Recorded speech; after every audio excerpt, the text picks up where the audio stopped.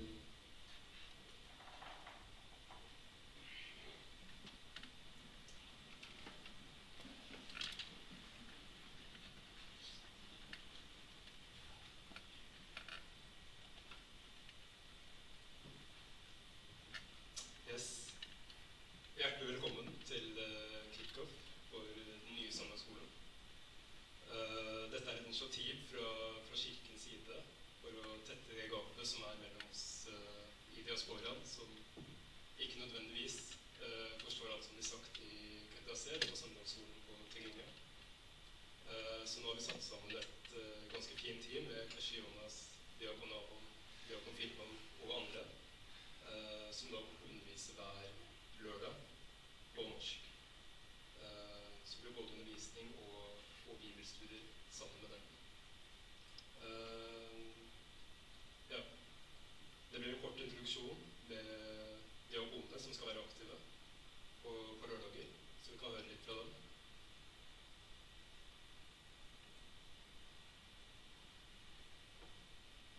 Velkommen. Mitt navn Filmo. Jeg diakon I kirken. Tidligere var mest aktive på GIS, tigrinja og amharisk meste. Men fremover, jeg skal være hver lørdags med dere. Og hyggelig å se dere. Og jeg gleder meg til å bli bedre kjent med alle. Takk.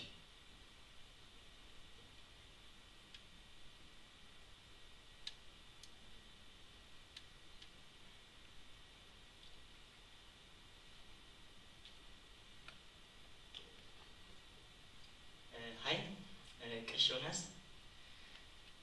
På norsk kan jeg spørre, kanskje fader jeg spørre her, kanskje? Fader Jonas. Men det var noen gutter som sa fader kan brukes på, kan ha sånn dobbelt betydning.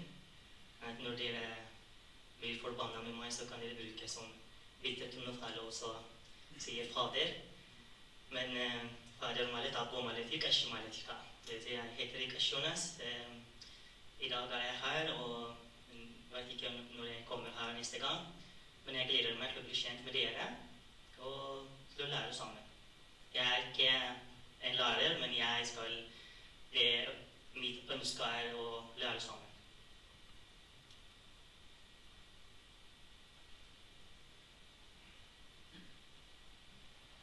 Hei, hyggelig å se på dere alle sammen her. Mitt navn Nahom, og jeg diakon I kirken. Som han sa, så har vi vært mest opptatt av GIS, tigrinja og amharisk liv. Men fremover så skal vi drive med norsk, og jeg gleder meg.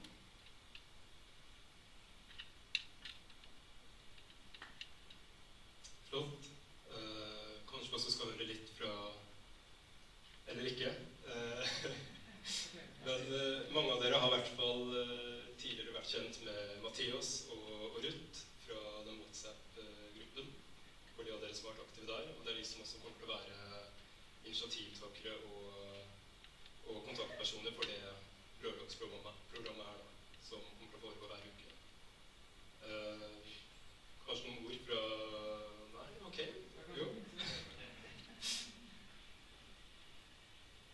Det bare hyggelig å hilse på dere alle. Jeg heter Mathias. Jeg har vært I kirken I ca. 19-20 år nå. Kanskje noen av dere kjenner meg fra da dere ble døpt, kanskje. Men jeg prøver, eller har prøvd I mange år da, å lære små barn på tigrinja, men det gikk ikke veldig bra, siden det ikke alle som like flinke på tigrinja. Men nå det nytt initiativ, så jeg veldig glad for det. Og håper at mange flere kommer til kirken, fordi den der ene terskelen har vi gått over, fordi på det språket som dere behersker best, så blir det bra. Ellers har vi onsdagsprogrammer fra klokken 7:15, har vi en Zoom-møte.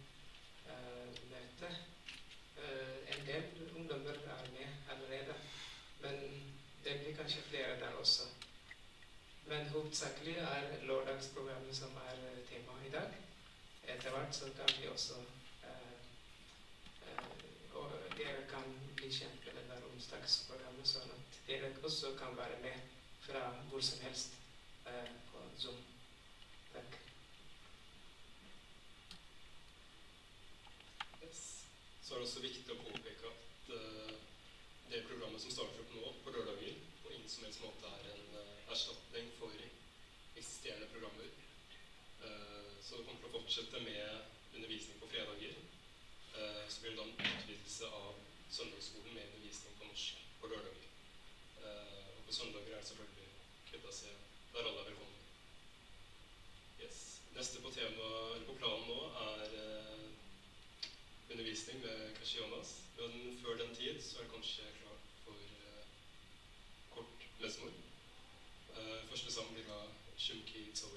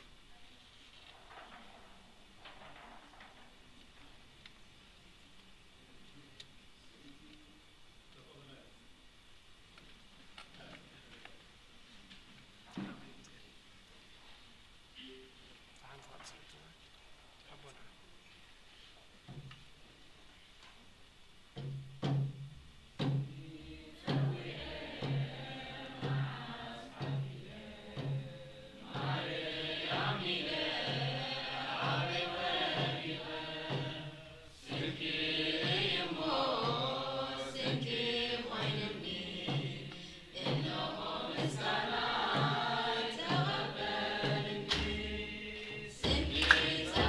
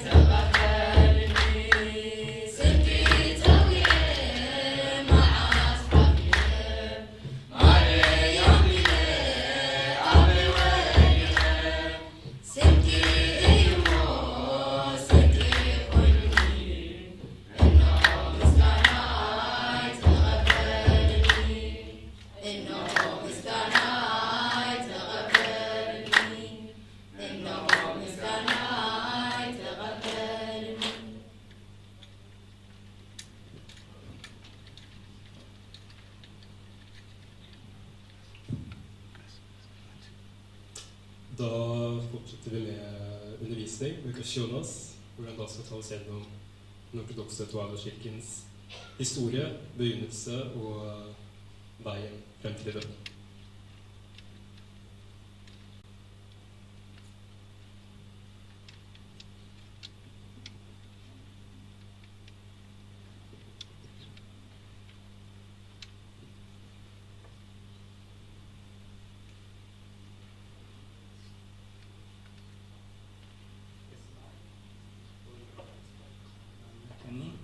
I Faderens, Sønnens og Den hellige ånds navn, en Gud, amen. Kamilko. Handleriko. Som dere ser at salamta enda isbahal. Vår Gud Hostas Kristian, dette har jeg ikke klart enda på norsk, så skal jeg bruke bare Trygrinje Haji. Neste gang til vokabulær utvidende skånesjå. Kom over det. Så i dag, det jeg har tenkt å smake med dere var, for det meste av delen skal være bare sånn invitasjon, at hva er det vi har tenkt å formidle i dag. Ikke bare fra meg, men fra den gruppa med Diakonat og Mathias og Ruth og de andre også. Og til slutt så skal jeg presentere veldig kort av den historiske, hva den ortodoks kristen Toharo-kirke, spesielt den elektriske ortodoks Toharo-kirke. Det blir sånn. Så da begynner jeg. Og det er første gang jeg snakker sånn på norsk, så noen ganger jeg kommer til å bruke kortgrunnet. Det er greit, ikke sant? Jeg vet. Kjære ungdom, unge venner. Jeg vil begynne i dag med en enkel invitasjon som dere har hørt. Kom og se. Dette er ikke bare en tittel til en tale eller et slagord. Dette er ordene Jesus selv brukte da han inviterte sine første disipler til å følge ham. Og det er også invitasjon kirken gir til dere i dag. En invitasjon til å bli kjent med vår Gud, Frelser og Herre Jesus Kristus. Dette er den største budskapet. Vi er ikke her for å studere en bok. Vi er ikke her for å studere en person. Vi er her til å bli kjent med Jesus Kristus. Det er den hovedbudskapet, og det er det vi skal forholde oss til fremover også. Til å oppdage, ikke bare det, men til å oppdage hva det betyr å være ortodoks kristen. Til å finne deres identitet, ikke bare som ungdommer i Norge, men som Guds barn. Så da først skal jeg bare presentere den evangelien som vi har tatt komme se fra den evangeliet Johannes med Rafhade. Dette er fra Johannes evangeliet, den første kapittel, fra vers 43 til 51. Nå skal jeg bare lese den, så jeg skal bare forklare hva det betyr litt fremover.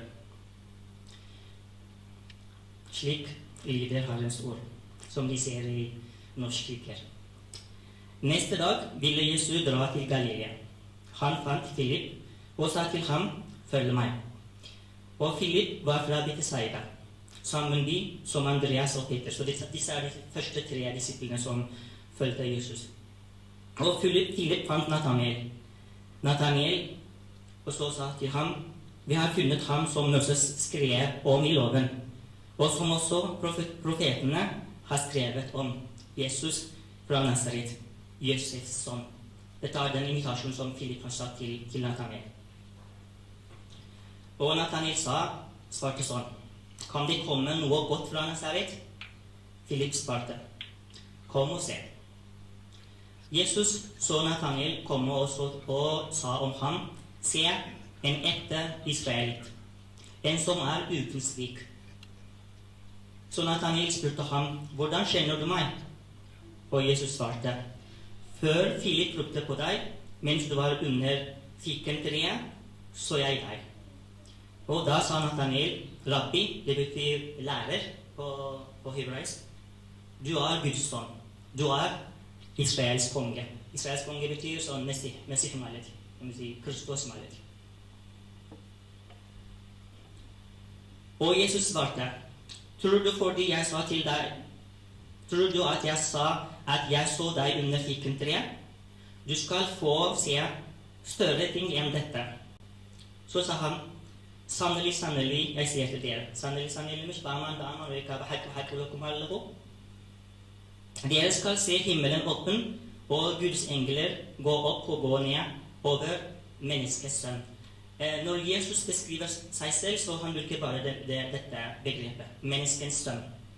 Fordi han er Gud som har blitt menneske, ikke sant? Så han bruker dette begrepet. I evangeliet vi hørte i dag, leser vi hvordan Jesus kaller disiplene.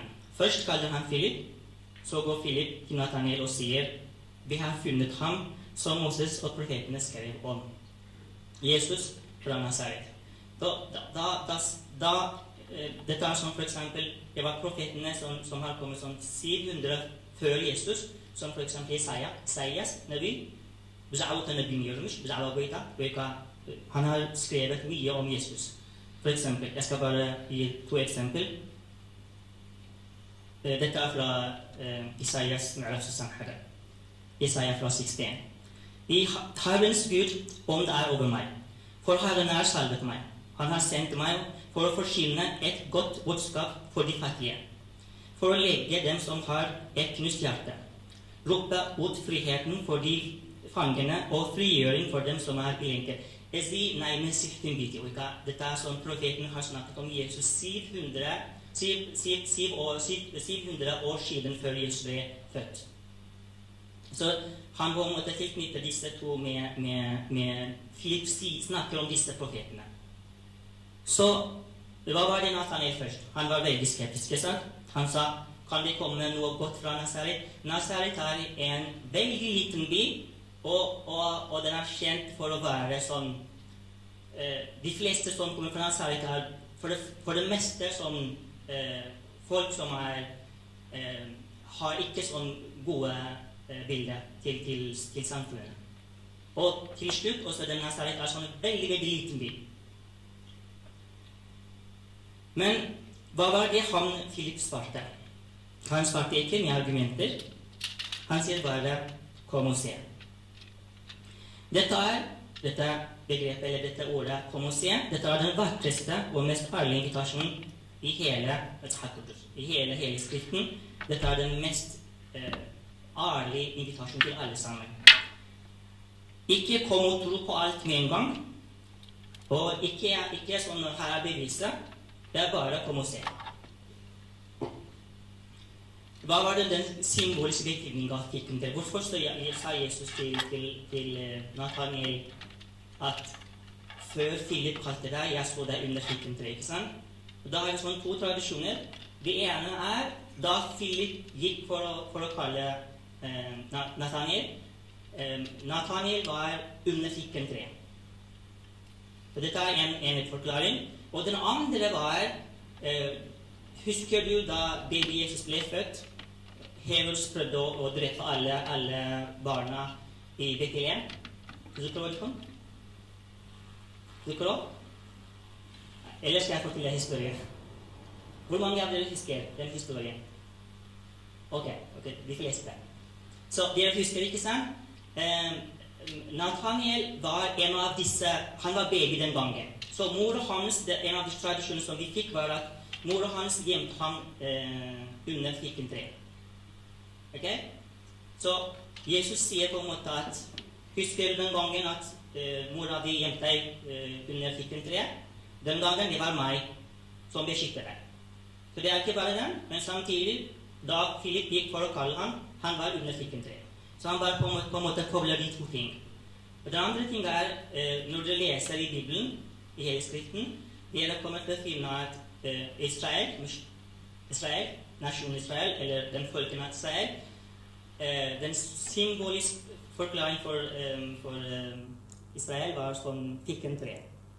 Når dere leser for eksempel, dere kan lese både Neviat, Joel og Hosea Komogle.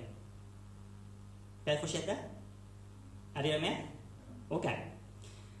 Så han sier på en måte at fikentreet er både, ikke bare sånn historisk betydning med Nathanael, men den har også en symbolsk betydning med Israel, hvor Nathanael er fra. Så når Jesus sa at han så ham under fikentre, han sier på en måte at jeg i hans jødiske søken og tro, og en sann Israel uten svik. Så han bruker sånn for å forklare, for å beskrive Nathanael, han bruker uten svik. Når dere leser i boken, i Methab Kodusmalati, dere kan, husker du hvem som heter Israel i Bibelen? Men Nero. Jakob. Så hvis dere husker Jakob, dere kan lese i første Moses bok, kapittel 28, og lese. Så der kan dere se at Jakob, husker du han var som tvilling? Han hadde en bror som heter Esau. Er dere med? Så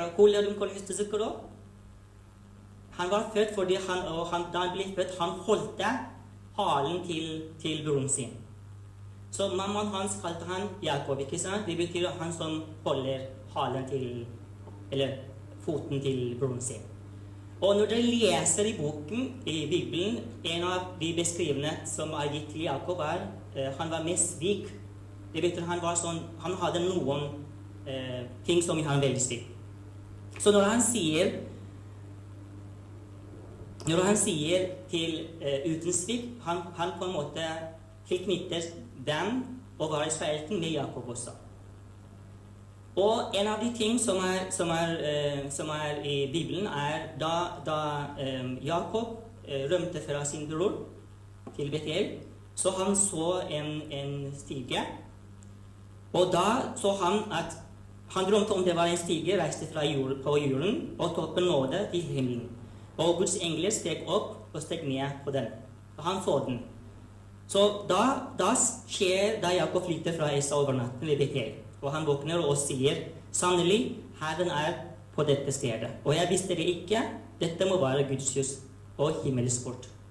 Og da Jesus sier at, husker du den gangen når Jakob snakker om den stige? Den stige det meg. Så når dere ser, hvis dere stiger sånn en symbolsk betydning også, ikke sant? Hvis når dere bruker med salt, når dere bruker stige, hva gjør dere? Dere går fra ned til opp, ikke sant?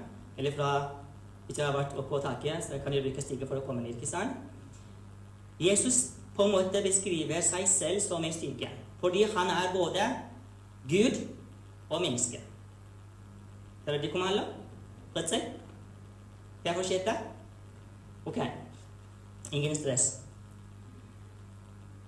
Så når Jesus beskriver eller inviterer til Nathanael, han sier på en måte, ja, jeg den Jakob så i drømmen. Jeg stigen mellom himmel og jord. Jeg den nye Betel.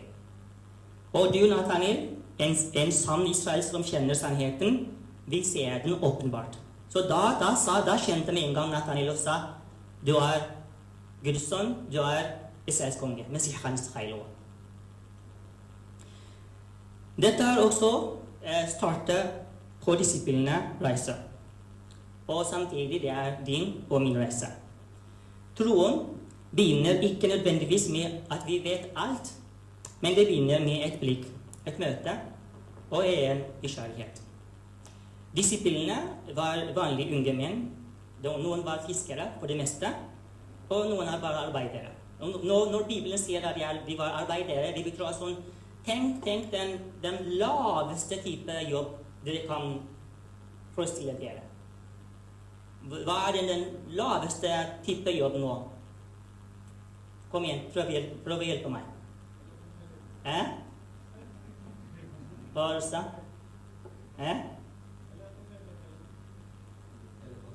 Telefonselger? Ok. Jeg tror det sånn, jeg tenker sånn, rengjøring for eksempel, eller tenk andre ting, ikke sant?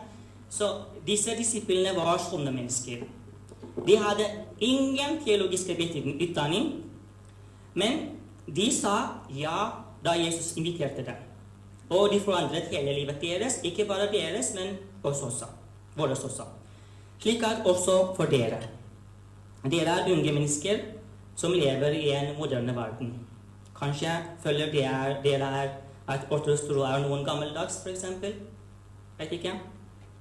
Noen kanskje som tilhører til foreldrene eller til besteforeldrene deres, men ikke til dere. Men jeg sier til dere, den ortodokse troen er ikke bare fortid, men den er også fremtid. Den er liv, den er din vei til helhet. Men samtidig, vi bor her i et land med annerledes kultur, ikke sant? Vi bor i Norge. Her er ikke kjent å tallmennskfyllet, ma'ataveifyllet, ikke sant? Vi bor, mange av dere har vokst, født kanskje her, eller oppvokst her i Norge. Kanskje dere snakker språket, går på skolen her, og har norske venner. Samtidig kommer dere fra familie som har, jeg ser en dyp, vet ikke hvor dypt dere foreldre er i troen, men dere har foreldrene som er ortodoks i troen. Det kan være utfordrende å leve i to verden. Du kan føle deg som du ikke helt hører hjemme der, hverken her eller der. Ikke sant? Abgaza ortodoks troen. Når dere går til skolen, dere har norske venner, og dere vet ikke hva dere skal gjøre, dere har ikke lært noe om troen, og dere har ikke noe verktøy kanskje, vet ikke. Så dere på en måte henger mellom to verdener. Du har en ortodoks rot, og samtidig har dere norske venner. Ikke sant? Men vet du hva? Det er det samme for Jesus også. Vår Herre, Gud og Frelser Jesus kjenner dette. Han kom seg fra en liten landsby, som jeg sa i stad. Ikke sant? Da de hørte om han, de sa, han fra Nazaret, ikke sant? De sier? Jo. De sier det samme til dere, ikke sant? Hvis dere snakker om Bibelen eller om Gud, kanskje de kobler deres tro om Gud med deres hudfarge. Dere tror på Gud fordi dere er ikke som oss. Eller kanskje dere tror på Gud fordi dere har kommet fra et land som har vært masse krig, kanskje. Eller dere tror på Gud fordi dere kjenner eller vet ingenting. Kanskje de sier sånne ting. Det er det samme for Jesus også. Han vet hvordan det er å være undervurdert. Men han sier fortsatt, følg meg. Du trenger ikke å være perfekt. Dere trenger ikke bare å være åpen. Dere trenger bare å ta det første skritt. Og gå ut av her, kom og se. Mutsura Ayulullah. Så invitasjonen kom og se, den krever et svar. Hvis jeg sier kom, hvordan svarer du? Da krever en bevegelse, ikke sant? Du må svare med bevegelse. Det betyr å reise seg og gå. Når du går, så det handler mer om tre ting, ikke sant? Kroppslig, både åndelig, og så moralsk også. Dette bevegelse er for å se og smake Herren. Fordi David tar jo. Mezmur David, salme 34, han sa, smak og se Herren er god. Hvis jeg prøvde å forklare for noen som aldri har smakt honning. Tenk, ok? Dere har en venn som har aldri smakt honning, og dere ville forklare. Hva er den beste måten å gjøre? Ja? Dette er mye om ikke? Ja, det er den beste måten, ikke sant? Du kan skrive 500 år eller 500 sider bøker om honning, hvor den kom fra, hva slags biologiske konsentraten har, eller hva slags hva kan vi benytte den til, eller masse ting, ikke sant? Men samtidig dere kan bare ta en skje og staven i munnen, ikke sant? Da kjenner dere med en gang, ikke sant? መጽሐፍ ቅዱስ ዝበዝሐ ጊዜ ብዛዕባ እግዚአብሔር ክዛረቡ እንከሎ ከምዚ ዝብል እግዚአብሔር ከምዚ እትፈልጡ ሓበሬታ ኣይኮነን Gud er ikke sånn informasjon du bare lærer om. Gud er en person, Gud er noe du kan ha relasjon med. Så når Goethe kom og sier Kabulkolov, da disiplene svarte med å bevege seg, de begynte å gå. Så den aller første ting vi blir invitert her i kirken ቀጻሊ ቤተክርስቲያን ክንመጽን ከላንታ ይንበሃል በትግርኛ ወንጌል ክንበብ ከሎ ታይ ይንበሃል ኩሉ ጊዜ نفس الحالي قوم واصمو شعودا كنت يبل መንግስተ ሰማያት ቀሪባ አላሞ ተነስሑ ምሻቀይ ተነስሑ ምን ሰሐይልና ማለት ለበ ብኖሽ ከምዘ ኦምቤነት ሰብሃል ሐቀይ ዲጎደን ባያን så du må omvende deg, eller du må sånn snu deg 180 grader, og så se mot Gud. Ikke sant? በዚህ ተጻውዒት ማለት ነው። Nå skal jeg bare gi dere, ikke sant, uten noen eksempler så blir det sånn veldig kjedelig. Så jeg skal bruke 4 gutter, og til slutt skal jeg bruke en jente.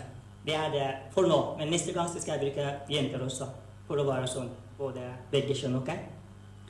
በአብነት ናይ ዳንኤል ሐናንያ ሚሳኤል አዛርያ ኦኬ ፊራ ኦኬ ዳንኤል ሽዑ ሰለስተ ካሎ ሐናንያ ሚሳኤል አዛርያ detta skedde sånn cirka 400 før Kristus ble født, ok? Nå skal jeg lese fra kapittel 1 nei, til Daniel, profeten fra Daniel, så skal jeg lese fra Bibelen. مثال لهم أمير لهم حمد لهم okej, den fortsätter okej. I den 3:e regeringsåret till kung Joakim i Juda kom kung Nabukadnezar. Betydningen Nabukadnezar det blev norsk Nabukadnezar vet ikke av Babylon ማለት och det leiret i Jerusalem. I Jerusalem är ju Golilua Hizwa ማለት och Herren gav Judas kongen i hans hender. Og mange helige stander fra tempelet i Jerusalem ble ført til Babylon. Okay? Han kom fra Babylon, tok over Jerusalem, tok allting, både mennesker, og tok dem til Babylon. Okay? Til Babylon. Kan jeg fortsette? En av disse som ble til disse 4 unge mennesker. Så da de var der, så kongen sa sånn, at man skulle hente unge gutter uten feil. Okay, uten feil var at de skal være veldig pene gutter, sant? Sånn, med skjønnhet. Så bare ta det. Ikke som meg, men som dere kanskje. Ok? Og så, de skal være vakre, kloke og lære nemme. De skal være sånn veldig smart, veldig flinke. Og de skal velges fra Juda, eller fra Israelene, for å lære babylonske språk og kultur. Men tenk nå, ikke sant? Akkurat som dere. Dere har kommet fra Eritrea, at ingen har møtt seg og de har kommet i Norge, ikke sant? Dere lærer norsk og lever i norsk kultur, ikke sant? Samtidig dere er fra Eritrea. Det det samme. Og de skal trene i 3 år, ikke sant? Hvor mange år går vi på videregående skole? 2, 3? Eller høyskole 3 år, ikke sant? Det det samme. De skal gå på universitet eller høyskole. Og de skal spise kongens mat og vin, og forberedes for tjeneste i kongens palass. Ok, kan dere se deres bilder i denne historien, ikke sant? De var kanskje mellom 13 til 16 år. Denne gangen, du du voksen når du 13 år, ok? 13 år, du voksen den gangen. Nå det kanskje 18, ikke sant? Men den gangen, du 13, så da du sånn en voksen. 15-16, du har sånn kanskje 2 barn. Det sånn, det var sånn. Det var så تعمل كلام تمري عاوي يعني لا. هكذا ولا ولا تكون يلزحتكم. Og de var sånn akkurat som ble tatt inn på et eliteprogram med total kulturforandring, også samtidig tromessig prestelse.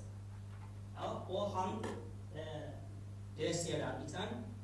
Han som hadde ansvar for dem, så han bytta navn. Fordi den ene heter Daniel, ikke sant? Dere kan se hva det betyr Daniel. Daniel har noe, den navnet har noe å gjøre med hva han tror. Okay? Daniel på hebraisk, det betyr at Gud min dommer. Så når han går og kaller Daniel, jeg på en måte kaller den samme Gud. Jesus Kristus sin så. يسمعكم هذا مش så Daniel ble byttet til Beltasar. Okay? Så nå hadde jeg mest om Daniel ማለት Gud min dommer. Så de tok Elin vekk, og de har har brukt istedenfor el, de har brukt del. Del er den babylonske gud. Den babylonske gud heter Baal. Eller Bel. Så da ble navnet hans sånn velsteskikket hans liv. Ok? Og Hanania, hans navn på hebraisk Herren er nådig. Men Herren er anlagt med det. Og han bytta til Sidrak i Betrynia. Så en av de gud i Babylon Apo. Det er sånn månegud. Så han bytta til beordre av Apo. Kan vi si det? Aposen Tanzerlov. Skjønner du? Ser dere hva slags kulturforandring og trosforandring det er? De forgår. Så de begynte først med å kalle og bytte navn. Og Mikael malet jo. Hvis hebraisk hvem er som Gud, han ble til Meshach. Da ble sånn hvem er som Apo, men kan ta opp med månegud malet jo. Og Azaria, dette Herren hjulpet, kan si, han lagt det malet jo. Han ble til Abednego. Og det er sånn kjæren av Nebo, eller Nebo. Dette i babylonske tradisjon, hvis du skal ha visdom, du skal være klok, så du skal tilbe til Gud som heter Nebo eller Nebo. Hører du ikke alle? Se nå. Så dere, ikke sant, når dere går på videregående skole eller på ungdomsskole, hva er det første snakker om? Ikke sant? For eksempel når dere er på, jeg har jobbet på skolen, så jeg kjenner litt til. Når de er på svømming, når de er på skolen, ikke sant? Når de er på svømming, og når de tar av klærne for å svømme, ikke sant? Hva sier for det første? De sier korset, ikke sant? Hva sier de? Ikke sant? Er det smikke? Ja, vi har aldri i mitt liv, aldri har jeg hørt noe om dette har noe å gjøre med Jesus. Så hvis du er flink til, så du begynner, nei, dette er korset, fordi det er på Jesus, ikke sant? Og hva begynner da? Enten de begynner å snakke som på latterlig måte, om de tror på Jesus. Å ja, Jesus, ja, ikke sant? Kom inn til dem, hekker. Og hvis du på en måte havner i en konflikt, vi bare henter at du tror på Jesus, sammen med du er dum, sammen du har havnet i konflikt. Ikke sant? Det er sånne ting som de går på, både på ungdomsskole, videregående skole, til og med høyskole. Det er ikke noe bedre på høyskole heller. Okay? Se nå, hva slags forandring det er. Så, men Daniel bestemte seg for å ikke gjøre seg urent. Men de ble sånn servert med kongens mat. De skal ha alle maten han kongen skal få. Alle drikke kongen skal få. Men vi kan sikkert forstå det her tid. Daniel knantarina jeg blir mye. Hva gjorde jeg Daniel? Han sa, jeg skal ikke spise fra den maten. Og tenk nå, når det er sånn Aaron-Robben-konkoll her til. Robben Aaron-konkoll. Og jeg kan sånn konkoll når det er sånn den store fasten periode. Det er det faste, ikke sant? Eller det er onsdag. Hva kommer når det er sånn friminutt, eller når det er sånn løgntid. De sitter på kafeteria. De kommer med tacos, ikke sant? Og de sitter ved siden av det. Eller de kommer med skinke-pålegg, ikke sant? Og de sitter ved siden av det. Og du har sånn, ikke sant? Det er sånne ting som går her. Det er sånn. En ting som våre fedrene har sagt til oss flere ganger er, det er ikke noe nye ting her i verden. Alle hvis dere leser Bibelen, hvis dere leser og har tilknytning her i relasjon med Gud, alt som har skjedd, skjer nå også.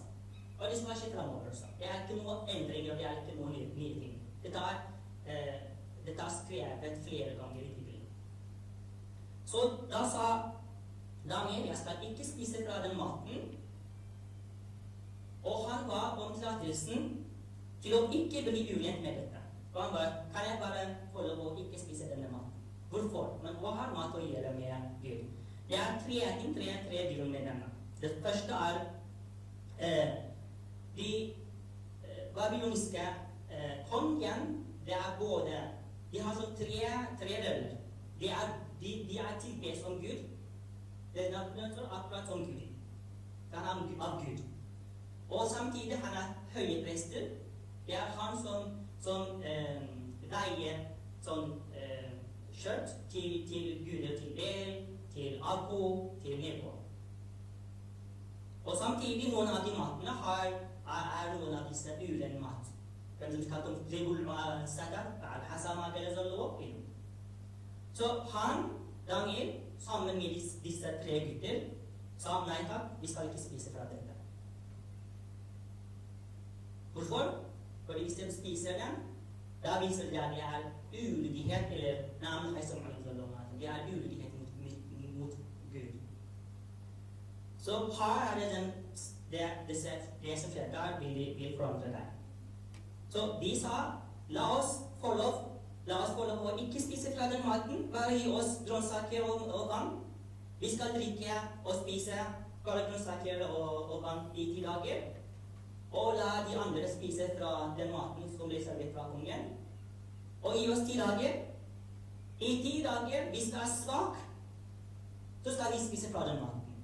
Hvis de er som de andre, så da skal du få gi oss lov til å spise bare disse grønnsaker. Så det er avtale, ikke sant? Så Gud sørget at de fikk velvilje hos tjeneren. De spiste bare grønnsaker og vann i 10 dager, og sånn sunnere ut enn de andre. Gud ga dem visdom og innsikt, og Daniel fikk evne til å tyde etter det.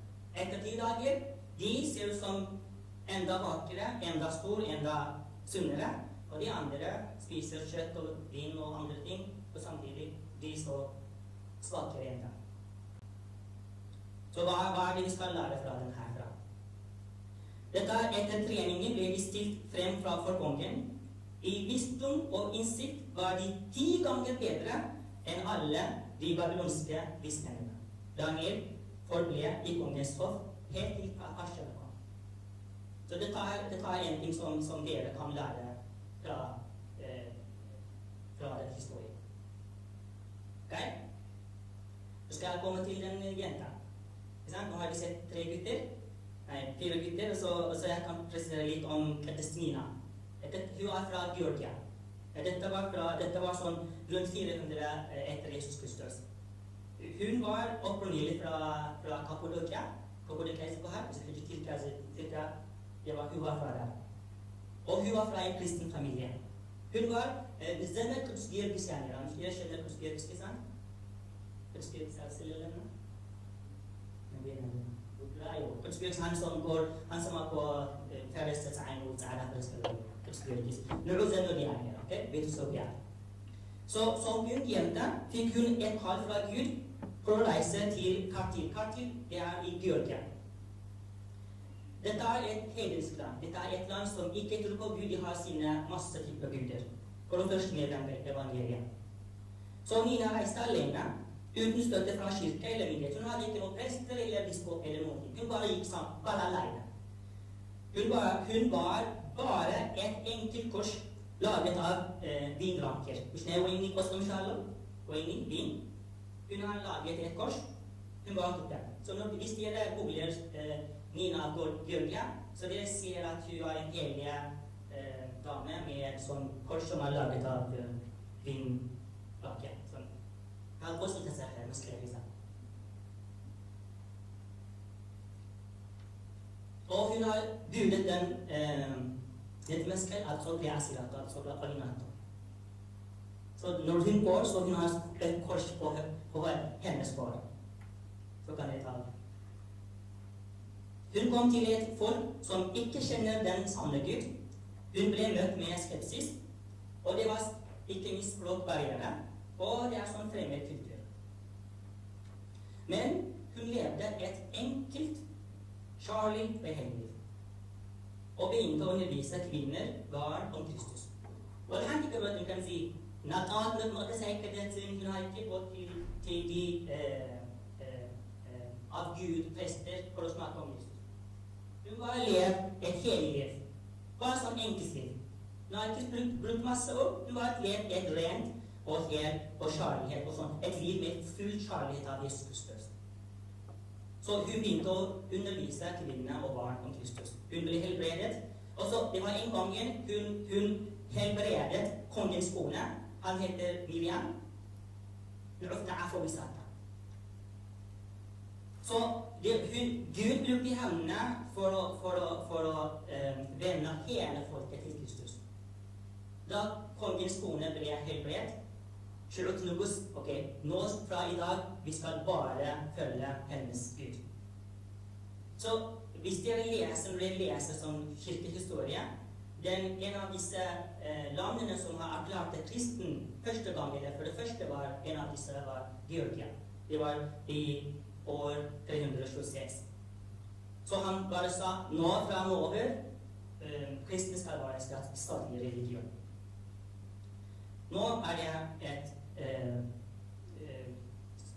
spørsmål til dere, ikke sant? Kan dere på en måte kjenne historien om Nina til dere, med deres? Ikke sant? Du har sånn ung kvinne i et fremmed land. Det også Norge i et sekulært land, ikke sant?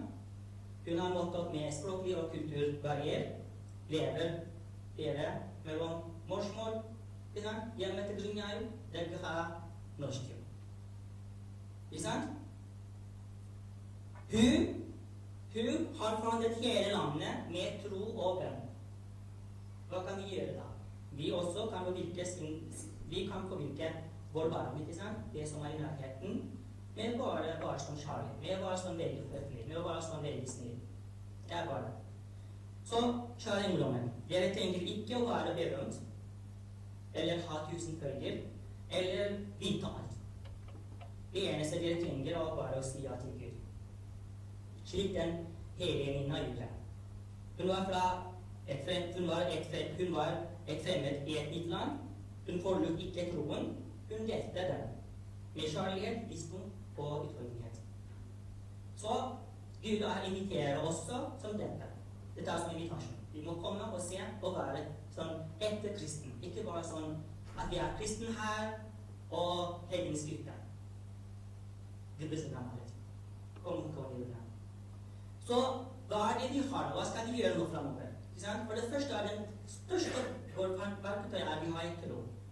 Troen vi tilhører til den ortodokse kristen kirke, ikke sant? Vi skal bare gå veldig kort hva den vår tro tilhører til. Okay? Så hvis dere ser der, vi ortodokse kristen tohare, ikke sant? Vi kristen for det første. For det første ting vi kristen. Ikke sant? Å være ortodoks og tohare, den kommer sammen med å være kristen. Når vi forklarer, når vi snakker om vår tro, vi må begynne vi kristen. Ikke sant? For eksempel, noen ganger når ungdommer blir spurt, tror du på Gud? Ja, du kristen, men jeg tohare. Tohare? Tohare, din kristian din tohare. Kom her på neste par. Vi begynner med å være kristen. Hva vil kristen? Den som følger etter Jesus Kristus. Okay? Det det første. Og samtidig vi har men vår tro ortodoks. Dette som gresk ord, som dere ser der. Det orto, det sånn rett, eller riktig og sann. Og doxa begge sånn tre ting. Det både kan være mening, tro, løftsprisning eller ære. Så hvis dere tar begge sammen, så det sånn rett tro, og det rett lovprisning. Fordi det går sammen. Å ha sånn rett tro går sammen med å ha sånn rett lovprisning. كنا عمله مسكون ساعة عمله في Israel. Du kan ha rett tro, men det noen som har sånn jeg kan ikke si galt, men det noen som føler ikke de har sånn lovsprisning med måte som ikke knyttet med Bibelen eller med apostlene. Så vi ortodokse. Og så Talatskil Nashro. Vi altså tohare, ikke sant? Nå skal jeg bare gå fremover med den tidslinjen.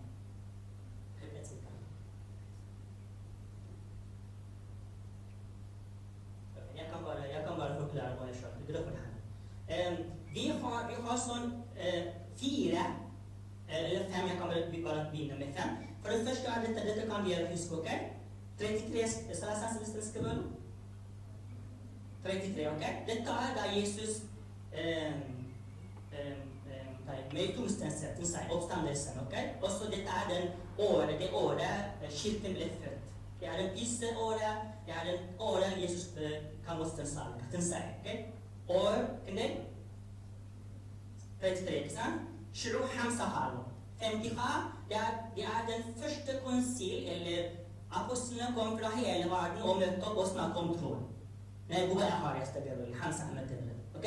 Den første 33, den neste bli med meg nå. 50 mish, det russer, ok? Ok, disse sånn grunnleggende. Så etter 300, spesielt etter 311, så, ok, mens du kommer her, kanskje? Da ser dere, de 325, 381, 331, disse de 3 største økonomiske konsul som alle i verden aksepterer. Ok? Nikia, Konstantinia, Efesus. Alle disse 3 landene finnes i Tyrkia, ok? Den gangen heter Nishke, jeg vet ikke,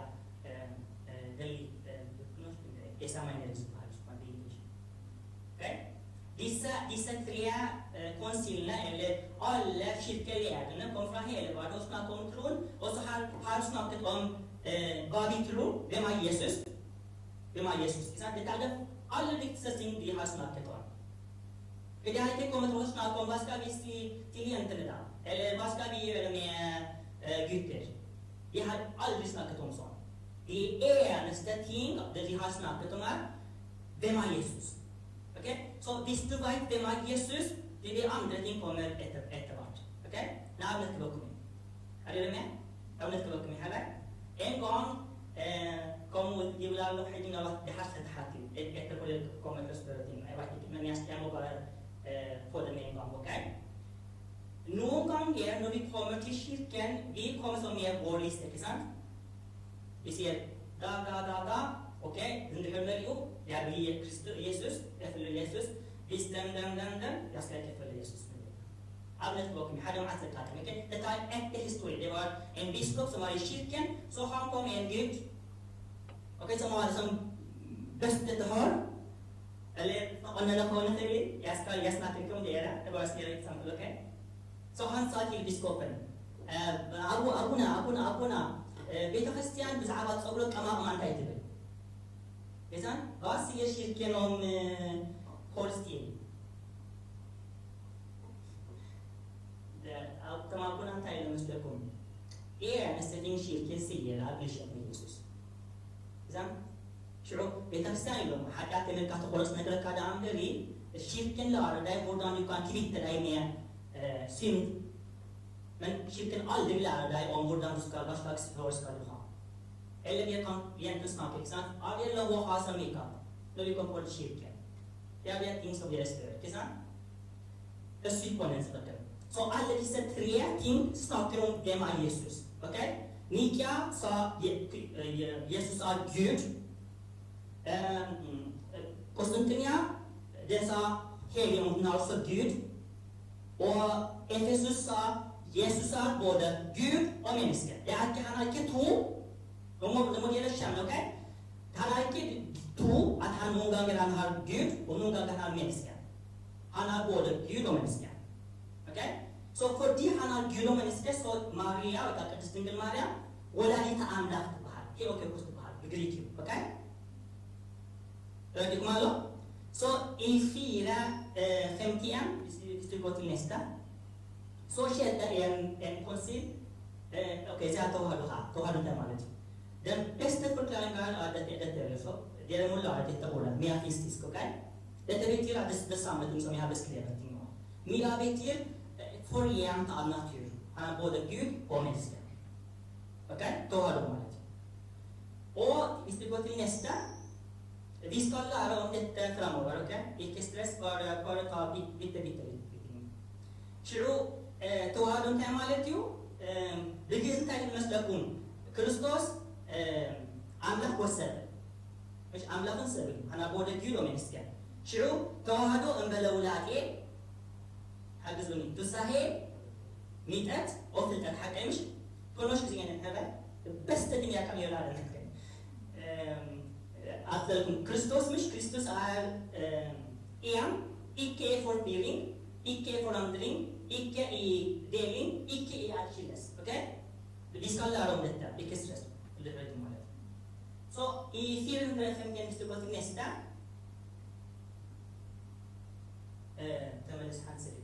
okay, jeg kan stille her litt fra. Så i 451 det skjedde en konsil som heter Kalsedon, da kirken ble to. Noen som aksepterte, og noen som ikke aksepterte. Vi aksepterte ikke, fordi det var noe som ikke stemmer i deres forklaring om Jesus. De sa Kristus to i natur. Okay? Så vi aksepterte hva disse tre. Vi aksepterte ikke Kalsedon. Og fram til 610 kirken var én. I 610 så kirken ble to. Da de begynte å ha to forskjellige biskoper og patriarker og sånt. Okay? Hva er det dere?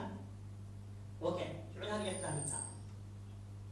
Så allerede fra apostelstiks, det var noen som har kommet til adolis og det var desint, på et øyeblikk. Så det var for eksempel Mattias som har kommet til, som har forsynt om Kristus den gangen. Og så kan du gå til neste. Dette var sånn Ferminatos. Senere ble han biskop. Han ble Abbas Ramakasat Ibrahim. Det var han som ble biskop i 347 etter Kristus. Og det var han som både hentet evangeliet, Qadasi, Kulustan. Ok. Og så, dette er sånn etablering av kirke. Dette er starten på 300-tallet. Da begynte det å bli sånn mer og mer kristenert i Eritrea. Så når vi snakker i Eritrea, hele både Etiopia og Eritrea, i hele landet, eller i hele området. Dette var i 400-årstallet. Det var Abba Johannes og de nyhellige, disse atokopusene, som kom til Eritrea. De begynte å oversette til Grunna, grisk turkumjamiron, de oversette liturgisk bøker til gres og sånne ting. Ok? Så vi går nå. Mellom 700 til 1400-tallet, da begynte å bli så mer og mer klostre. Men det er maks og turkumjamiron. Og nå, hvis vi går til den siste, dette er fra, ikke sant, før 1991, det var ikke noe sånn selvstendig stat, ikke sant? Så Eritrea ble selvstendig stat i 1991, 1993 ble referendum. Så etter det, 1998, vi fikk vår første synodos. Vi fikk vår patriarke. Det heter Autokefal. Dette er Autokefal på gresk. Det betyr selvstyrt, ok? Og fra det til, hvis vi går til den siste slide, disse er de 6 patriarker vi har hatt. Så vi har hatt 5, nå er det 6. Abone Basilius. Ok? Dette er vår tro. Så i kirken, den kirken har verktøy. Den har bønn, den har faste, gudstjenester, Qadasi, og Bibelen og skriftemål. Og det Qadasi-kallene, selekusantalene, ikonertallene. Ok? Så nå vi kommer til den slutten av budskapet, ok? Er du med? Så kikk om dit. Det her er lov? Ok, det var derfor ikke. Hva er det vi ble sånn kalt nå? Hvis dere husker først fra starten, Gud skapte mennesket med sitt bilde og likhet.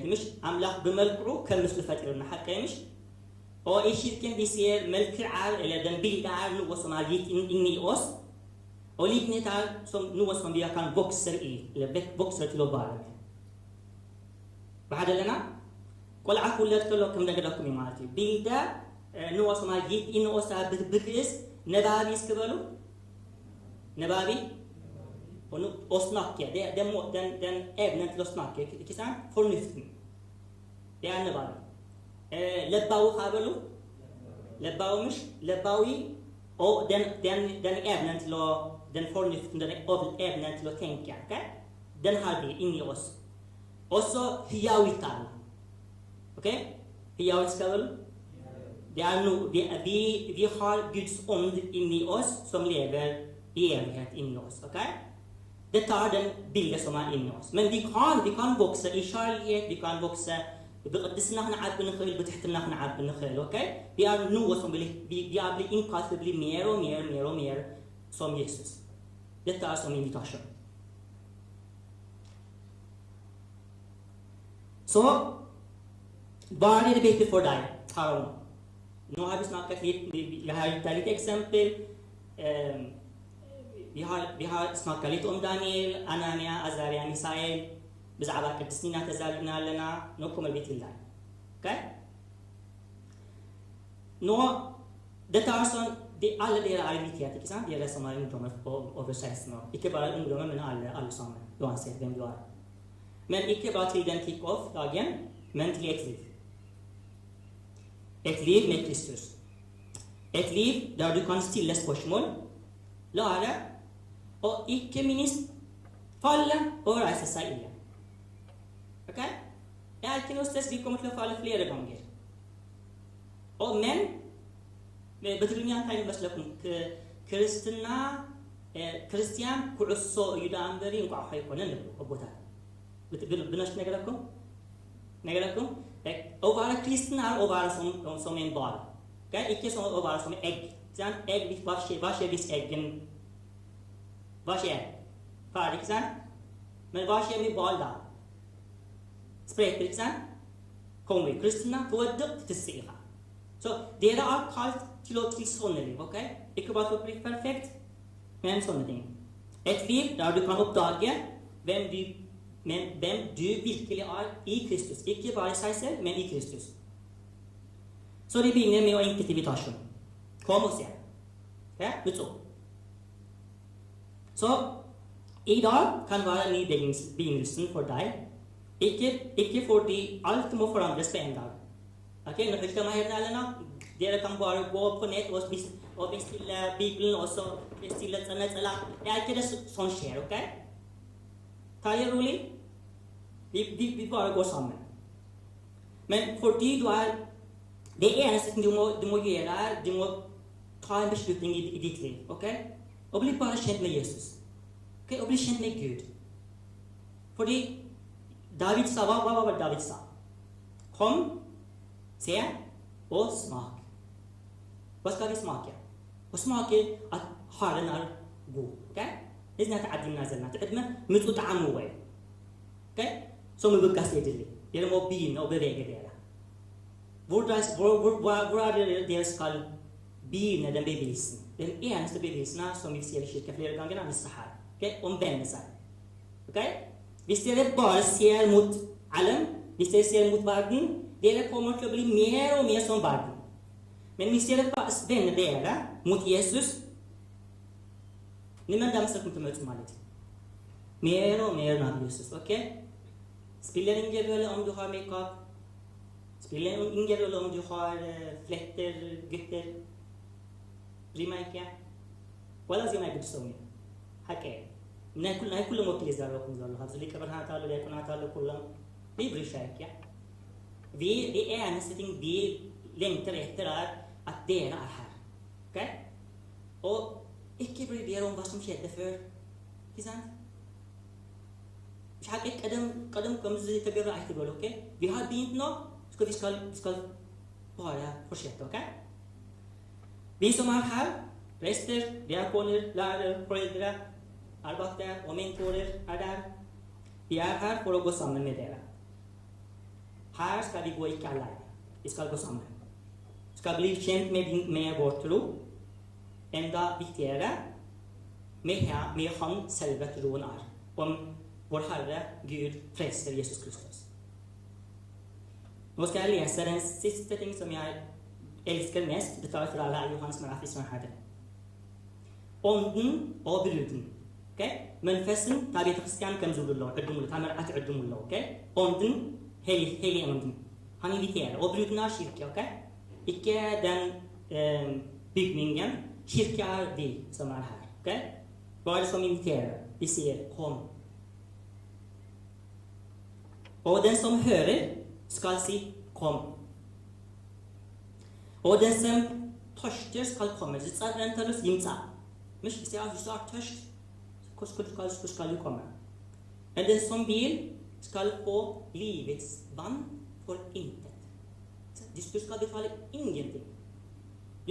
Du skal ikke endre din mening, ok? Du kan bare komme først og bli kjent med Gud. Og bli kjent med Jesus. Og komme og smake. Og da begynner livet. Et liv hvis vi tar med det her i Kristus. Takk for at dere kom. Og jeg håper dere at dere vil si ja til invitasjon og komme hver lørdag. Møte opp i Zoom-møte og være med i den reisen sammen. Ære være til Gud og Fader og Sønnen og Helligånden. Amen.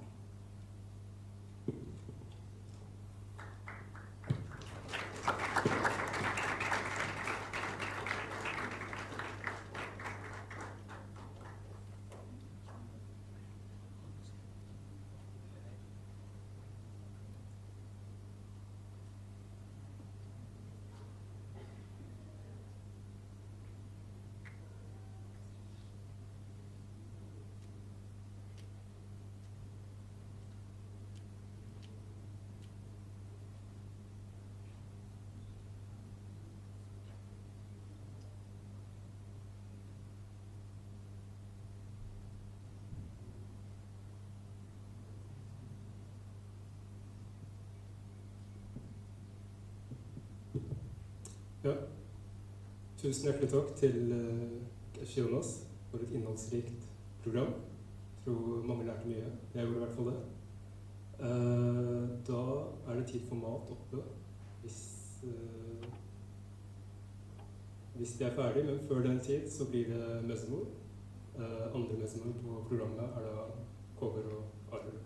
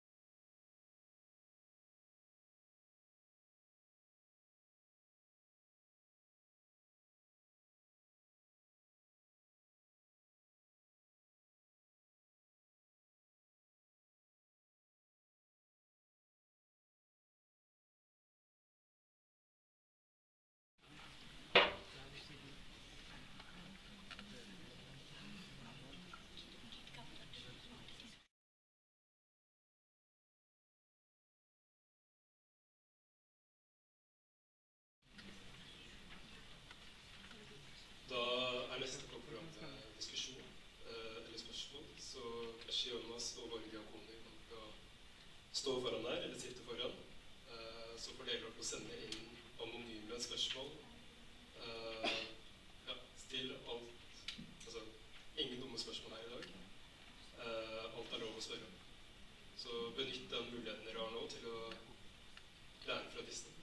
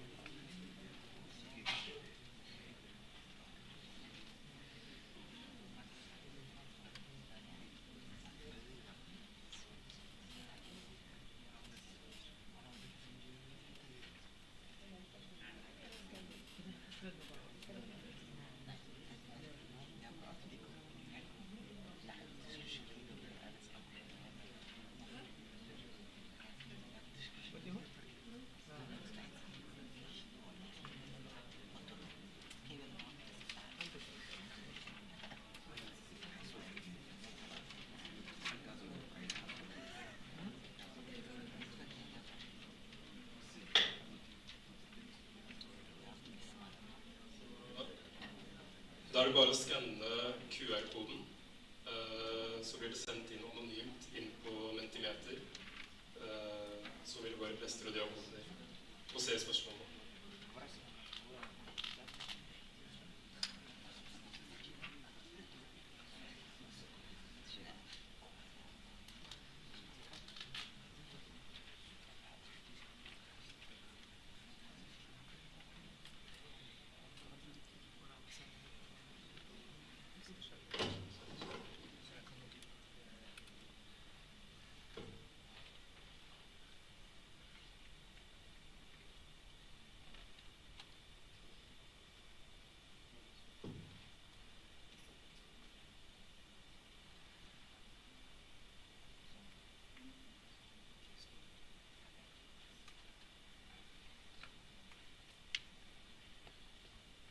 Sabud Jumru, skal vi synge kort sammen? Hva syns dere? Dere kan velge da. Dere får lov. Ikke lang. Kort.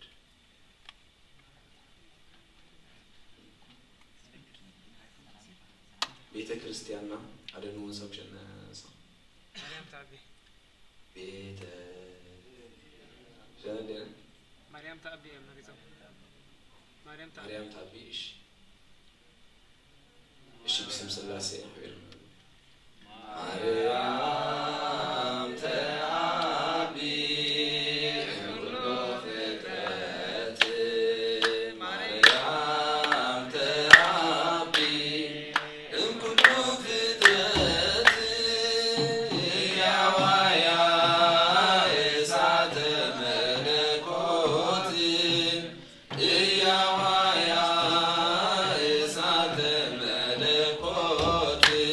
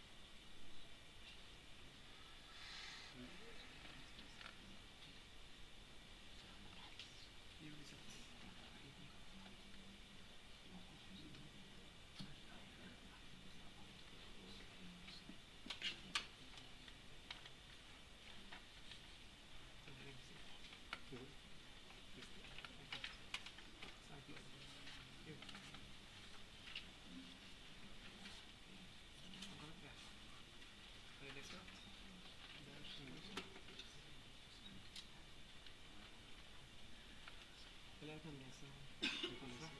Eller du kan lese. Litt til mikrofonen. Eller din mikrofon. Han tror Ja.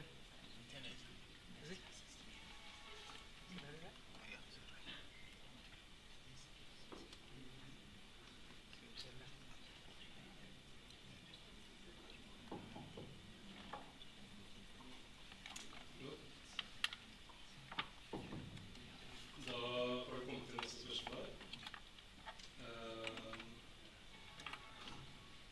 Kan godt begynne øverst til venstre. Kan du gå? Så første spørsmål er da, er det lov med tatoveringer i kirken?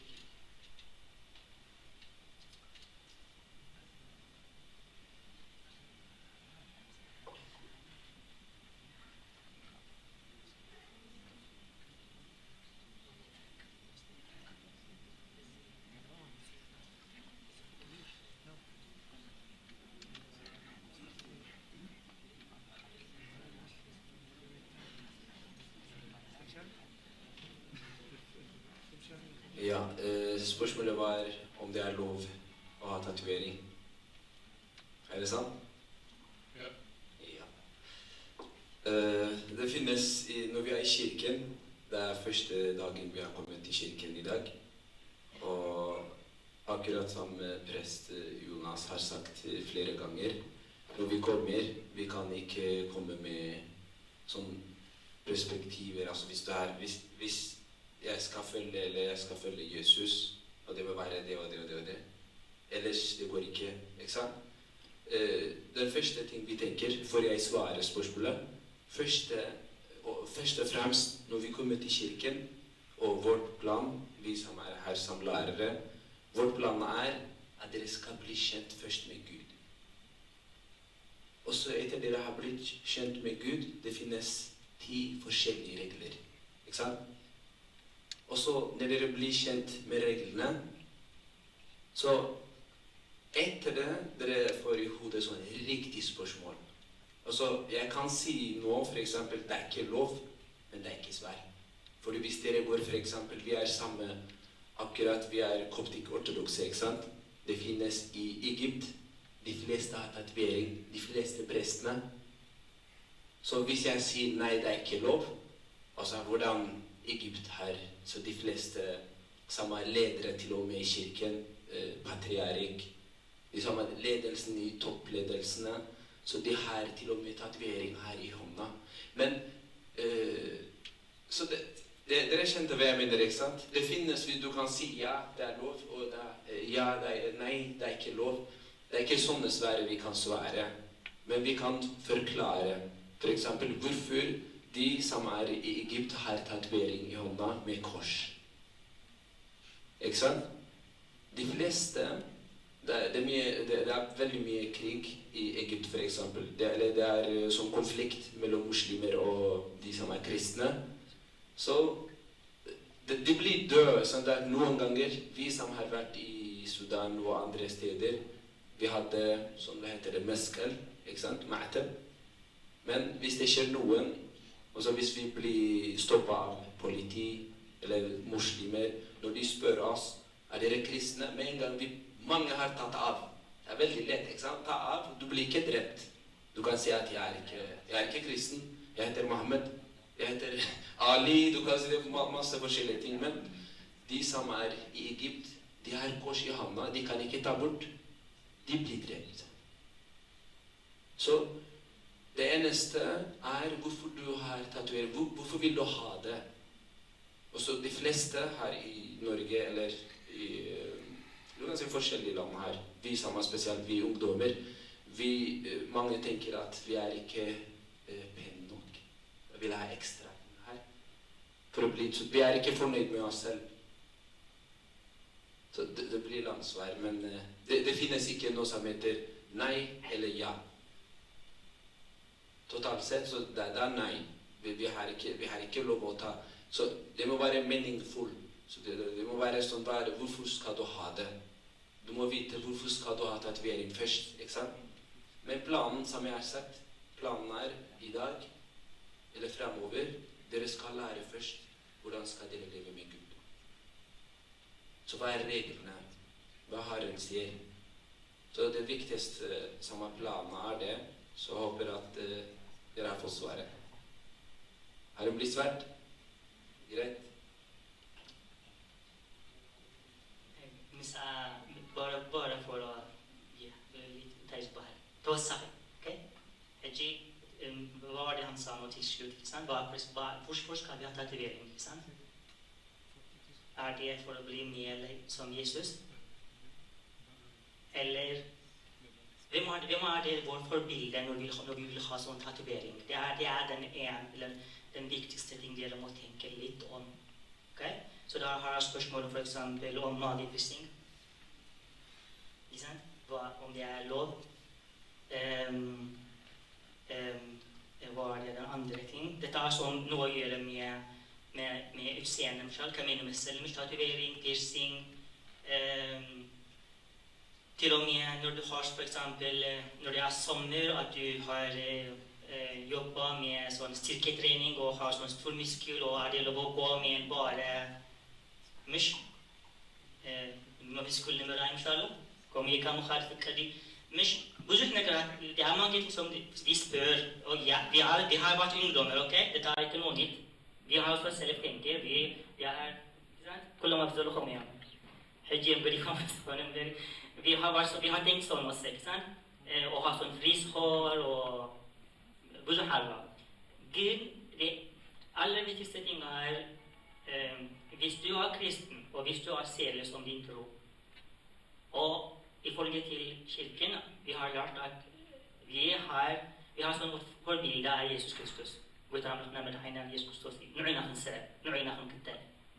Så da må dere spørre, vil ha Jesus tatovering? Eller vil ha Jesus magepiercing? Eller vil ha Jesus bestete hår, eller noe tsagri? Ja, Jesus noe tsagri hun dinner wa. Ikke sant? ترديكم على فشل؟ Ja. Hva heter det? Kom alle til. Skyter bare litt inn fra siden. Det er 43 spørsmål. Ja. Så dere får velge ut. Jeg skal bare تايز بهاي. هسه بلا في مسيح. حموشته. بلا على احتسكات بزلو. هاي sånn spørsmål om hvor lenge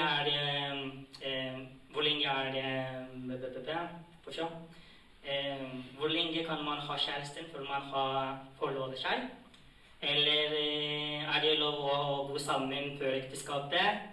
Er det lov å ha sex uten ekteskapet? Er det... Ikke sant? Hvor er sex og kjæreste? Er det lov å ha kjæreste? Er det lov å kysse? Ikke sex, men bare kysse da. Og hva om bare... Ikke sant? Følte jeg om det han som bare zello? كم ستحت لهم، أوكي؟ حجي تحت وزلازيا ويكاد سفار آدم، إنسان؟ أوكي؟ har du som forbilde Jesus Kristus? Eller har du forbilde dine norske venner eller deres norske naboer eller, ikke sant? De bor sammen, de tror ikke på ekteskap, de kan, ikke sant, hva er det norske loven sier? 16 år, du kan ha... Hva er 16 år? Norske loven. Du kan ha... sex? Jo, مش حكي 18 år, du er selvstendig på mitt tallo. Gyn, vi går tilbake igjen. Hvem har vår forbilde? Ok?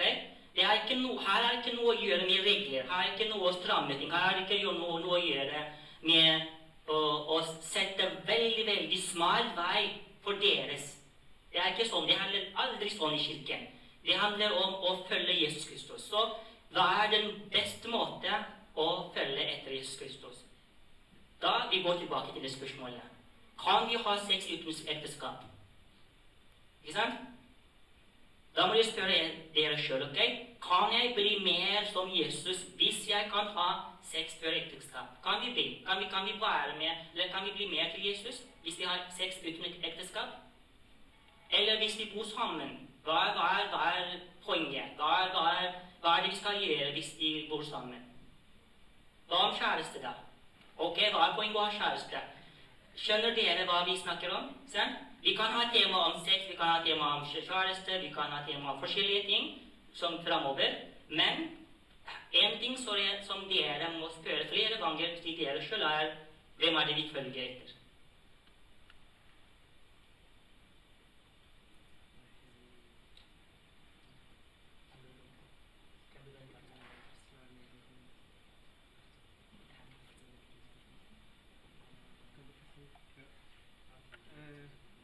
Velg ut de dere har lyst til å svare på. Svare på. Og vi rekker ikke å Bare gå alt.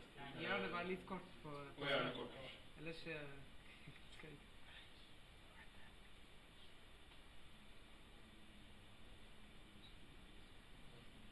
Hva er forskjellen på patriark og prest, var et spørsmål. Det kan kanskje noen svare på. Patriark er sånn, ikke sant? Vi har diakon tjener til prest. Vi hjelper prest, eller assisterer prest, ok? Ikke sånn tjener som slev, ok? Tjener betyr han som hjelper. Og prest, de sto biskoper. Og biskoper er patriarker, ok? De går sånn, som de har sånn stikke. Men det tar ikke sånn, som akkurat som en ledelse uten sånn, som du ser som sekulære områder, eller samfunnet. Dette er sånn organiske, ikke sant? For eksempel i vår hva heter det? I vår kroppen. Dette er sånn organisk, ikke sant? Vi har organ, ikke sant? Vi har den viktigste ting i kroppen. Ja, hvem er gjerne kristen? Mening? Ikonen, sorry. ቤተ ክርስቲያንና hodet er alltid ጎይታን አምላክና መድኃኒና ኢየሱስ ክርስቶስ ኦኬ እዳኩማለሁ hodet er Jesus patriarken kan være hjertet kanskje og presten kan være hvem skal vi prester det går bra ok og dere er ikke som skimne eller som selvfølgelig kommunistat på det er ikke sånn eller dikumalle så patriark er den overordnede som skal passe på at prest eller biskoper skal gjøre sin jobb, akkurat som hun som hjertet tilføyer oksygen til hele kroppen. Det er sånn organisk deimberi, det er ikke sånn sekularisk organisasjon her, ok? ተረድኩም አለው ፓትርያርክ ለዓለም አክሊልና ክርስቶስ ይናርስ ናይ ቤተ ክርስቲያን ኩሉ ጊዜ ፓትርያርክ ናይ ሃገር ጳጳስ ናይ አውራጃ ወይ ከዓ ናይ ፊልካ ፓትርያርክ till lamna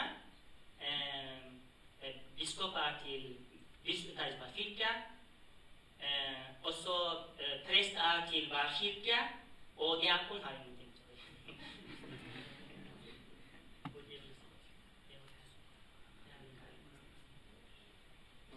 Okej.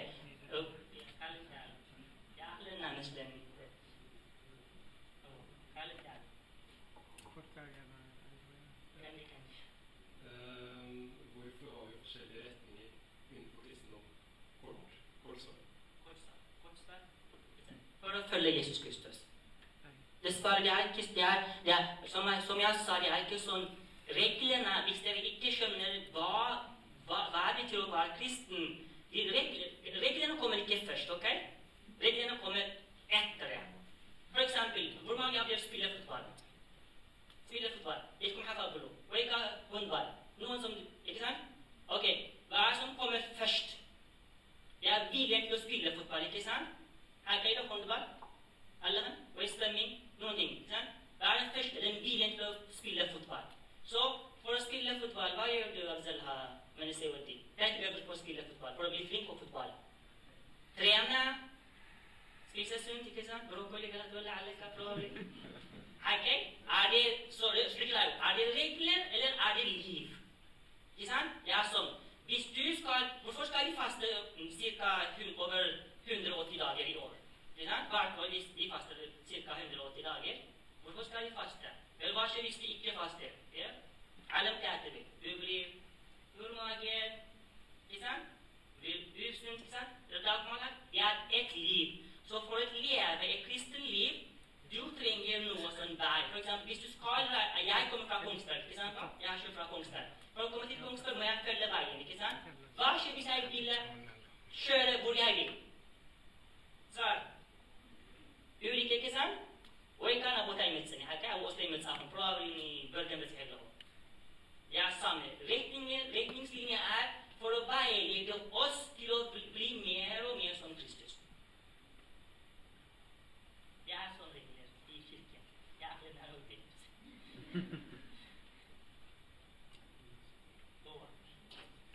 så jeg vil bare si en ting som jeg har sagt, at det første dagen i dag. Jeg vil, hvis dere har lyst, teksten i dag, presten har velte, vi har lært om kom og se, ikke sant? Vi har kommet for å se i dag, og så vi har bare sett litt, men vi har ikke smakt, ikke sant? Så vi trenger tid, å komme flere dager, hver lørdag, hvis dere har sånne spørsmål. Så vi kan bare snakke nær, sånn at dere kan komme og spørre meg, for eksempel, Abel skal være her, og Mathias her, Ruth, og de som lærerne her også skal være med. Og når dere ser retninger, der teksten i Bibelen samme, men det finnes mer enn 35 eller 25 000 forskjellige religioner i verden. Så det hvordan du tolker. Når du bare leser Bibelen, du kan fort tolke feil. Så, men hvis dere har lyst til å lære, dere må komme på lørdager, så dere kan lære mye. Så noen ganger når du på skole, får du begynne å spørre en ting, du får i svaret hvis læreren, la han lærer snakke først. Så noen ganger trenger man ikke spørre engang. Så hvis du bare bruker tiden og leser litt selv, så spør på det ting som du ikke forstår. Så det blir lett for alle. Man kan ikke kjenne alt.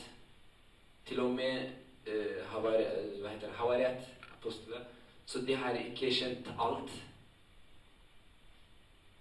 På veien av Jesus, de har vært mer enn 3 år for å lære alt, for å bli sterk i religion, altså for å følge reglene, for å være med Jesus. Så de fleste har gjort mange ganger mange feiler. Så jeg synes dere trenger tid, så vær med i kirken hver lørdag, så dere kan lære mye. Veldig bra. Kan jeg fortsette? Jeg skal bare snakke 3 ting. Og her står det hvordan prosessen med Nissa. Det den ene. Den andre hvilken tema det vi skal fokusere på videre. Det 2. Og så den tredje hvordan kan man la fortiden være fortiden og fokusere på fremtiden? For eksempel hvis man pleier å feste og vanne mye på og så videre, ikke sant? Dette noe å gjøre med Nissa. Ikke hver prosess med Nissa. Den Nissa, jeg skal svare den siste, ok? Ikke noe mer. Nissa det med slåk om. Nissa det sånn omvendelse, ikke sant? Det å vende veien. Og for å vende veien den første skritt du skal gjøre. 80% mennesker har noe å gjøre med å snakke med seg selv. Det noen ting, det ikke andre ting. Nisse du skal snakke med deg selv. Ok? Det mens vi kan til noe i den prosessen av nisse det kanskje 50%. 85% av nisse alle ting vi skal snakke, alle ting vi leser om Bibelen og alle ting at du skal snakke med deg selv. Hvem det du nå? Okay? Hvem det Jesus har kalt deg til å bli? Det sånne ting du må tenke, ok? Så veien videre, hva sier Jesus? Han bryr seg ikke om hvem du var. Okay? Hvem du var, han bryr seg ikke. Hvem du nå, han bryr seg. Det er gjerne politikk mostazerne. Jesus sier, hvor du nå, ok? Hvor har du vært? Vet ikke. Kanskje du har vannet for mye, du har hatt flere kjærester, eller du har brukt snus eller andre ting. Ikke stress, ok? Det var, ikke sant? Nekk det mye. Så snakk med deg selv. Nissa malik. Hvilken tema vi skal fokusere? Det vi skal fokusere den. Hvem du, eller hvem de som ortodoks kristne? Hvem vi i Jesus Kristus? Men henne akkurat med Jesus Kristus. Hva vår identitet som kristen? Det sier at det. Den temaet vi skal fokusere vi skal lære hvem Jesus hvordan kan vi leve med ham, og hva et liv med kristen. Som han sa, det kan ta kanskje 3 år, vet ikke. Jeg har vært i kirken, og det var alltid en annen ting. Er du alltid en annen ting med hele kronen til det? Nei. Hver gang jeg begynner på nytt. Likevel han at لعلي أبي تقسيان زنبري. Okay? Han har varit länge en man. Vad är det han säger alltid? Vi vinner vardag, vi vinner på nytt. Det är som Jesus Kristus tänker. Vad menar jag? Vem är du nu? Vad gör du idag? Okej? Det är det som han tänker. Så vi ska fokusera framöver. Guds steg. እግዚአብሔር ጸጉ ያለና ናሁን ምንሳይ ከደው ቤተክርስቲያን የዲስካ fokusera framöver är vem är ቤተክርስቲያን vad är ቤተክርስቲያን förmedlar om Jesus Kristus vem är han i vårt liv hvordan kan vi bli bedre kjent med han hvordan kan vi leve sammen med Jesus med Gud Faderen Sønnen og Hellige Ånd በቅድስት ሥላሴ ከሚግና ሀንደብር ለኸ እነዚህና ሀንደብር ማለት ያ mange ting vi skal gå framover men første ting er det med å bli det en ting er sånn å være kjent med Jesus som akkurat som en stein du blir mer når du kjenner når du lærer mer om Jesus du kommer til å kjenne seg selv bedre det går begge vei det er ikke sånn at du skal lære først om Jesus og så nå skal du lære om deg selv jo mer du vet om Jesus jo mer du vet om seg selv er det litt komplisert kanskje filosofisk nei jeg kan det Enkel مش حكاية مسيحات مش مسيحات دوم سبكم تايز جولكم مسيحات دوسير دار نوا ودوسير نار أوكي زاد شكلكم سكونا لا زاد سبكم سكونا تقول حكاية مسيحات نقول تاي نو دوستور أبكم بيتا دوم سبكم بيرسير تايسر زي يعني وأنا دي يا بي تا ليك بتحرك نسحب ولا أنا مش كشين نسحب ولا نعد نفس وقت أنا نسحب ولا نا أوكي ده هيك صنعت بريسترا فاردينو Det är sant vi ser bara nere på det. Jag är inte sån. Jag själv har en präst. Som jag går var månad. Och när jag har för exempel har skiftat på Konami. Jag må gå och säga om jag. Det är det kommer alla. Det ska man alla om. Det är inte sån ett liv som du leder ut som i himlen. Det är ett liv som du leder på jorden. Okej? Det är det.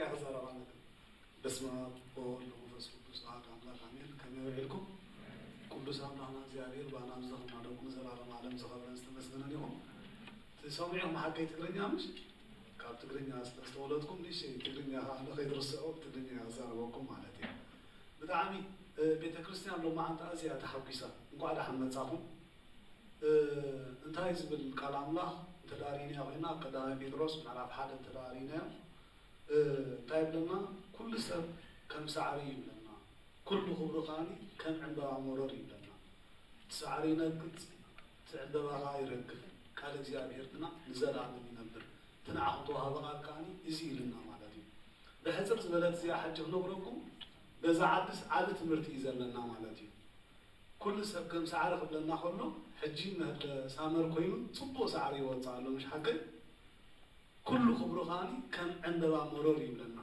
تفيرتات كلنا إذا عد خاني يوصل له مالتي حقي بدهريتي سامر مس حلفه السعر تاعي كون يجمر مالتي ينقص مش حقي عندها خاني كل خاني يركف مالتي حجي ناتي ناتكم هيوت ابز مدر خاني كابز زلنا يتفضلوا كم مهاري قبعنا مالتي نعانا ويتانا املانا نحنا يسوس كمزي ابونا امرنا زواعل مالتي عالم فقر زخفلنا نمنتايو بمدري صبوك النبر بدحري خاني تزي حلف هيوت نايزل عالم ننتن كنورسي نزل خاني لكل عالم يسوي هو مالتي حجي خاني ناي بحكي نقو على حمد صاحب بيت كريستيان ازيا تحبيس الله ناتكم نمصا زي كون خاني نخلاتهم عرقكم محازهم كلهم تفلطون بسرحكم كاني كل غزي نابزو باي ختم صون كاني حضرا تبلالا قدس بيت كريستيان مالتي إذا حد كله تحت وصنعهم كليل حتوي سلام يلا قيتانا أملانا مرحينا يسوع كريستوس نابز على النتي نتوم بتوع عم زنورسة كم تزنور وزنور كم تزقد وزنور هيوتي تقبلوا مالتي هارات تداريني يوم قلنا بزحنا كرو قبر نيرو قاليهم ليه نيرو قاليهم أدفوكات نيرو قاليهم كاني أبو زحتي تزنور نيرو مالتي نزيهم تاجروا ناتو جروا حج خاني سخون كاني أي تشكروا منهم تأجم يقولون ሓደ መንስያት ይኹም ብዙሕ ነገር ክህሉ ይኽእል ለፀግም ኣይኮነን ምስ ኩሉ ናትና ህይወትና እዩ ኣምላኽ ደፍቅረና ማለት እዩ ከምቲ እሱ ዘፍቅረና ንሕና ቃል ንዕኡ እሙናት ክንከውን ካል ይግባአና በዚ ሕቶታት ዝመፅእ ምንም ኣይትሻቀሉ በብግዚኡ እዞም መምሃራን ከብሉልና እዮም ማለት እዩ ጥራሕ ንሕና ኩሉ ግዜ እንታይ ክንገብር ኣለና መጀመርታ ቤተክርስትያን ክንመፅእ ኣለና ንኣምላክካ ክንፈልጦ ክንክእል ኣለና ንኣምላኽ ምስ ፈለጥናዮ ከመይ ጌርና ክንከይድ ከም ዘለና ቃል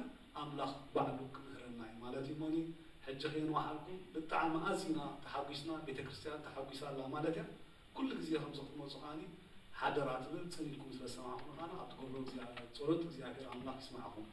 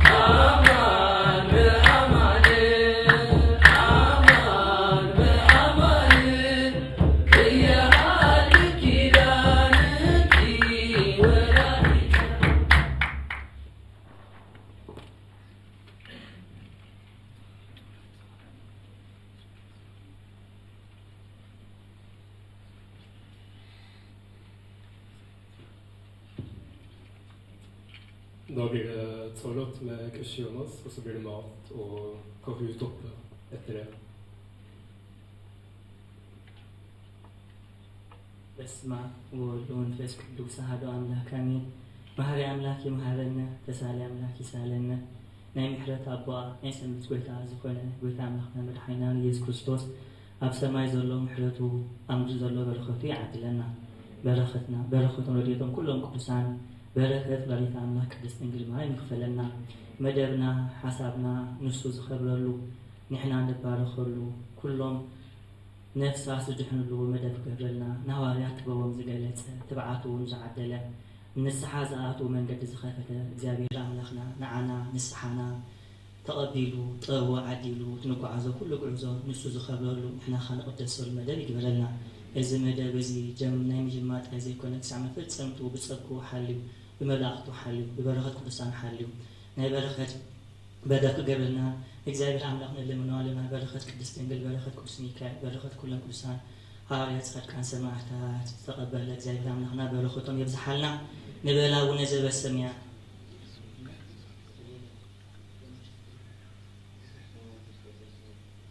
መንግስትከ ወይኩን ፈቃድከ በከመ በሰማይ ከማሁ በምድር ሲሳየን ዘለለ ዕለትነ ሀበነ ዮም ህድግ ለነ አበሳነ ወጌጋየነ ከመ ንሕነኒ ንህድግ ለዘአበሰለን ኢታባን እግዚኦ ውስተ መንሱት አላ አድነን ወባልዓን እንኩሉ ኮይስ መዚያከ ይእቲ መንግስት ኃይል ወስብሐት ለዓለም ወለዓለም አሜን። በሰላም ቅዱስ ገብርኤል መልአክ ወእግዝእትየ ማርያም ሰላም ለኪ ድንግል በሕሊናኪ ወድንግል በሥጋኪ መእግዚአብሔር ጸባኦት ሰላም ለኪ ብሩክታንቲ እማንስት ወበኩሬ ክርስኪ ተፈሥሒ ፍሥሕት ወምልዕተ ጸጋ እግዚአብሔር ምስሌኪ ሳሊ ወጸሊ ምህረተ በእንቲአነ አፍቁር ወልድኪ ኢየሱስ ክርስቶስ ከመ ይስረይ ለነ ኃጣውኢነ ይፍታሕ ወያንጽእ እግዚእነ ወአምላክነ ወመድኃኒነ ኢየሱስ ክርስቶስ ከሃሊቀ ካህናት ወድሎ ቡሩክ ባሕታ በሳጻይ ንስሐ ዘሰረይ ኃጢአተ ዓለም በደሙ ንጹሕ ይስረይ ለክሙ ኃጢአተኩም ንእስኩም እስከ ጊዜ አቡየ ካህናት አቡየ ዲያቆናት ናይ ክርስቶስ አገልገልቲ ዝኾንኩም ሰውእትና ነስን ኩልኻትኩም በብኣስማትኩም ዝተፈትሓኩም ዝነጽሐኩም ኩኑ ብግብሪ ብምዝራብ ብምሕሳብ ዝፈጽምናይ ኩሉ ኃጢአትና ፍልጠት ብምስኣን ይኹን ብድፍረት ዝገበርናዮ ኩሉ ኣበሳና እግዚአብሔር አምላኽና ይቕር ይበለና። በአፉ ለመንፈስ ቅዱስ እግዚኦ መሐረነ ክርስቶስ በልዓሰርተ ክልተ ጊዜ እግዚኦ መሐረነ ክርስቶስ እግዚኦ መሐረነ ክርስቶስ እግዚኦ መሐረነ እግዚኦ መሐረነ ክርስቶስ እግዚኦ መሐረነ ክርስቶስ እግዚኦ መሐረነ ክርስቶስ እግዚኦ መሐረነ ክርስቶስ በዝሃለፈ ምሕረት ወዘይመጽእ ዕግበት ከማሁ በእንተ እግዝእትነ ማርያም መሐረነ ክርስቶስ በልዓሰርተ ክልተ ጊዜ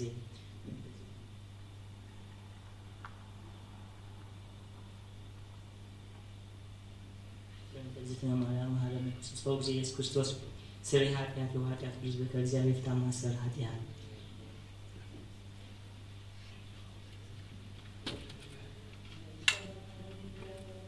ወሕይወተ ረከብነ ጸማይነ መስቀሎ ለኢየሱስ ክርስቶስ ለኃይለ መስቀሉ ጸጋ